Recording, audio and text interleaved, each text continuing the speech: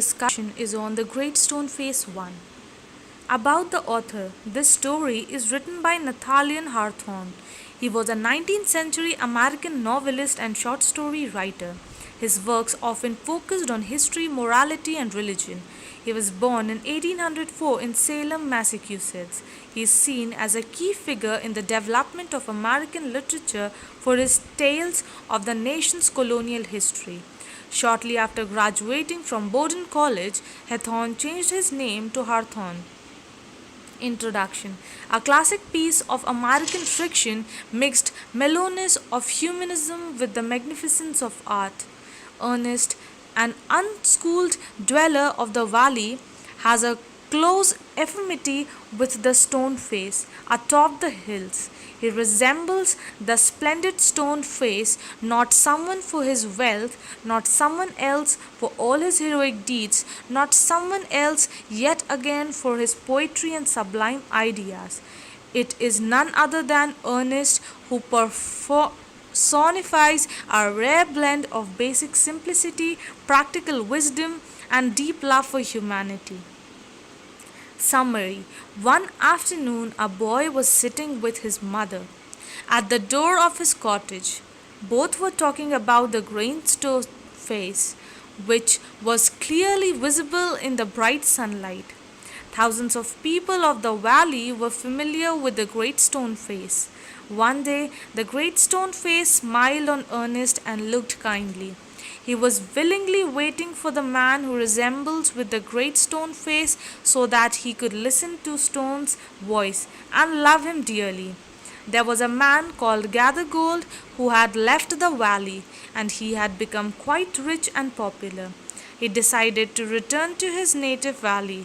There were a rumor that Gathergold looked like a great stone face. When Ernest went to see Gathergold, he couldn't resemble and reject Gathergold. Ernest grew up day by day and watched the great stone face regularly. He wondered why its appearance is delaying.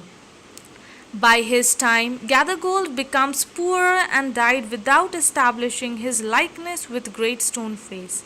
After some time, a soldier's son of the native village came there. He had become a general by then and came to be known as Blood and Thunder in the battle.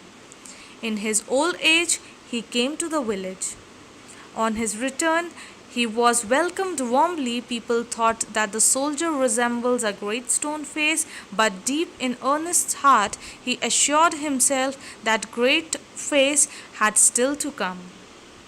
Important questions. Question 1. What is the significance of the great stone face? The great stone face was a work of nature. It was formed on the side of a mountain by rocks. Viewed from a distance, those rocks looked like the features of human face. People linked stories to that face. The people living in that valley believed that someday a great and noble person with the likeness of that face would come. Question 2. What did the spectator see when he went near the great stone face? When the spectator went near the great stone face, he lost the outline of the enormous face and could see only a heap of gigantic rocks piled up upon another. Question 3.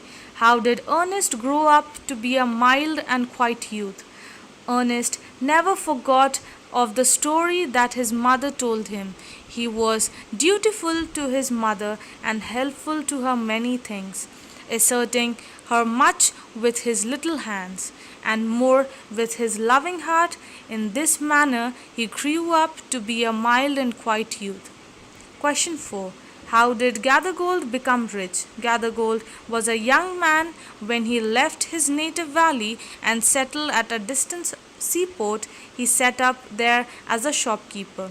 He was very sharp in business matters and therefore became very rich in a very short span of time. Thank you.